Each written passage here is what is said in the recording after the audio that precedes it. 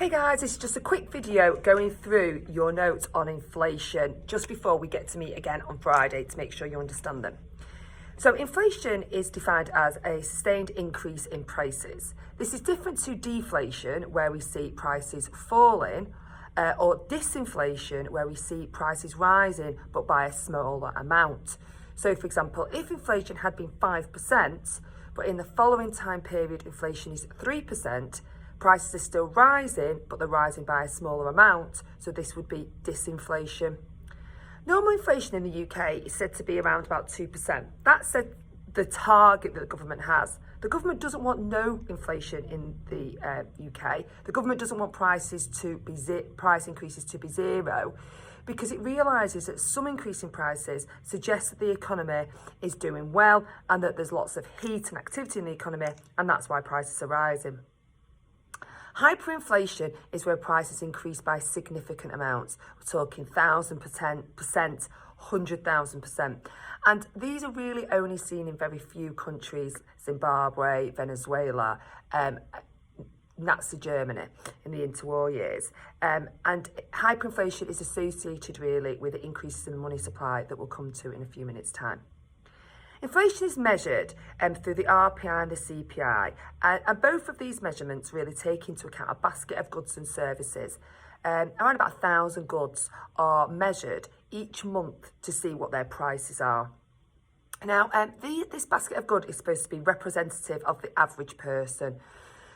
So therefore, certain goods come in and go out of this basket of goods and services as we as individuals change. So for example, this year, there's been an increase in hand gel, and white chocolate's gone into the basket of goods, and other things have come out, things like cinema tickets, because no one's going to the cinema.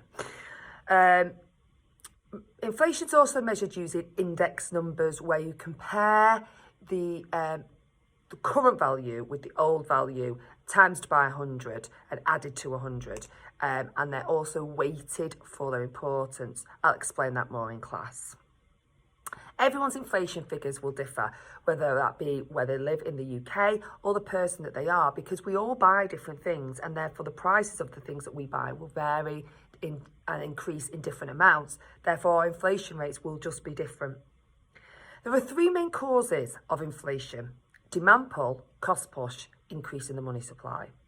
Demand pull inflation occurs literally where demand increases in the economy, the number of goods and services don't increase, so prices rise. We can see this in everyday life. It's how auctions work. If there's lots of people that want something and there's a limited supply of it, as the demand increases, the price will increase. And what we often do is we use an aggregate demand and supply curve to show this. Cost push inflation occurs because the costs of the things that businesses need to buy or that consumers need to buy increase. And that means prices increase as a whole.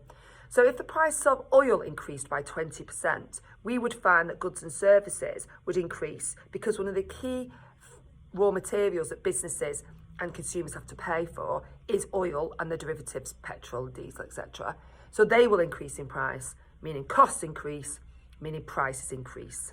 Now, cost push inflation is often shown really using a classical aggregate demand and aggregate supply diagram, which we've not done yet. If you'll just write it in your notes, and I think most students will understand the idea that really you've got a reduction in supply because costs are more expensive, which means prices will therefore rise.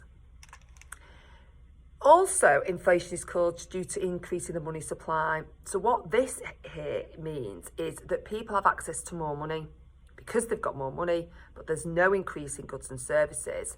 All this money is chasing each other's goods and services around the economy, so prices start to rise.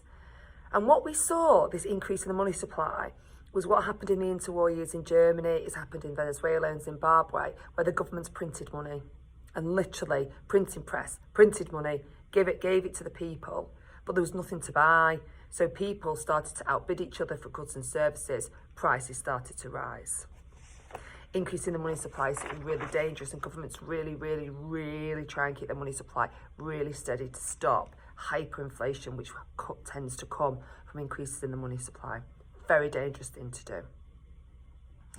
We will look later on in the course at how close something called quantitative easing is, which is being used in the UK economy, is to increases in the money supply. But what are the costs of inflation? What's the problems of it? Well, it affects growth and unemployment. If prices are anticipated to rise, firms invest less because they think consumers are going to buy less because prices are rising, and people are scared when prices start to rise significantly. They worry they won't be able to pay for things in the future that they really need. They hoard money, they save, and they stop spending. So when you've got really high levels of inflation, firms don't invest as much, so therefore we don't grow as much, and that creates unemployment. It also means we're less competitive abroad. You know, if our prices are rising in the UK, people in France aren't going to buy our goods, people in Germany aren't going to buy our goods because they're just too expensive. It also affects redistribution of income. Many people in the UK are on fixed incomes, either fixed through the government or fixed through their employer. And if prices are rising everywhere, that means that those people are worse off. So if inflation is rising by 3%, and your wage stays static, you are on average 3% worse off the following year. Or if your inflation rate is 3% and your wage only increases by 1%, you're 2% worse off. So the problem for the government is, because it's such a key employer and because it provides huge amounts of benefits to those maybe on pensions or those universal credits, if inflation starts to increase in the economy, it means that the government needs to pay people more through transfer payments, benefits, or through wages to ensure that they've got the same level of income, the same purchasing power that they had previously. And if they don't, that means that those people who have got jobs in the private sector who receive a pay rise are better off than those employed by the government, and much better off than those who are on benefits. So it creates a redistribution issue, and this is a key issue, particularly for a government that's in heavy amount of debt. There's also psychological issues. People just feel worse off. Every time I see the fact that a bar of chocolate is 70p in the shops, it really makes me feel worse off, because I think, wow, prices are really, really high, so much higher than I thought. How much is my wage actually worth compared to all these prices? There is another thing that affects that economists look at. It's something called deflation. Now, deflation is where prices start to fall. And for most students, they think that this sounds like a really great idea. Prices falling, why is this bad? Prices falling, though, is really bad for an economy. Because if prices start to fall, people stop buying. And the reason is because they think, well, prices are going to continue to fall in the future, so I'll stop purchasing now. So just imagine you were going to buy a new car. You go out and buy the new car, you go and have a look at the new car in the car showroom, and you see the car is £10,000. But you think, I think prices are going to fall next month. So you don't buy the car, you go back to the car showroom a month later, and the price is now £9,500. Do you purchase the car? Probably not. You probably think, I know, I'm going to wait because I think the price of the car is going to fall further still. And this creates the problem with deflation. People stop buying because they're always thinking the price is going to fall, don't purchase it yet. And you can't do that with a bottle of milk. You can't do that with a loaf of bread because you need those to live your life. But you can do that with large ticket items. And these are the things which help to support high-skilled employment, investment in plants and machinery, and support your economy growing longer term. Many economies have really suffered with deflation, Japan particularly, and they've suffered for well over a decade. In fact, it's been called the lost decade, and one of the key issues that's created the lost decade for Japan has been deflation. In the UK, we want low and stable inflation, so 2%, and it be stable at 2%. This shows that prices will be rising, but they are predictable and anticipated. This key word is really important in when we talk about inflation, which is anticipated. You want inflation to be what people expect it to be. You don't want it to be higher and you don't want it to be lower. And the reason for that is when inflation is anticipated, then firms budget for pay rises, budget for price rises, consumers budget for price rises and wage rises, and we receive what we anticipate, what we expect. And none of the key parties are shocked by changes in the macroeconomic environment. Low inflation has actually led to an exceptional period in UK economic history, the NICE decade. Now, the NICE decade stands for Non-Inflationary Constant Expansion, and this was between 1997 and 2007, where we saw both an increase in aggregate demand and an increase in aggregate supply. What we saw over this time period was a double shift, and this had come from an increase in globalisation, an increase in productivity, an increase in consumption, where prices stayed low and we all had more.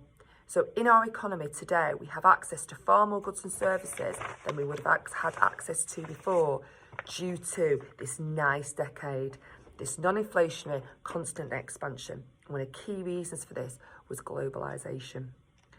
One of the main reasons why we need to understand inflation is because of how it's controlled. Inflation is controlled through the Monetary Policy Committee, the MPC, who sit in the Bank of England. Now, their job is to set interest rates. The MPC, the Monetary Policy Committee, they set interest rates. And their interest rates are set based on what inflation is like in the economy. That's their main role. So if they see inflation is rising due to maybe too much demand in the economy, they will increase interest rates. And the reason why they do that is because if there's too much demand, if they increase interest rates, you're going to reduce consumption because people borrow less, because it's more expensive to borrow. And you're going to reduce down people's house prices, because it's going to be more expensive to purchase a house, therefore less people will buy a house, buy more expensive houses, and you reduce down the wealth effect. So one of the key things that the Monetary Policy Committee will do is, if it sees inflation, is it will increase interest rates, which overnight makes us poorer, because it makes our debt more expensive and it means our assets reduce in price, both of which will reduce down consumption. An increase in interest rates will also reduce down investment, as firms maybe then decide to save, or that the investment is not worth it. So that's a pretty bad side of it, but it has an immediate effect on consumption. And when I say immediate, I actually do mean immediate. When the Bank of England increases interest rates, it increases it from the next day. So it has an immediate impact on the way that our economy behaves. This can have long-term ramifications as well, but it's one of the main tools that the government uses to control in levels of inflation. So just to recap, the MPC, or the Monetary Policy Committee, sits within the Bank of England, and their main job is to control the amount of debt or consumption that we as consumers we take on. And they do that through interest rates. If they feel that we are buying too much, that there's too much demand in the economy, they will increase the interest rate, making it more expensive, reducing demand down. So often, parts of the state's main job is to make us poorer, to try and bring prices down towards full employment. Okay, we'll go over this more in class. Short video just to go over the notes.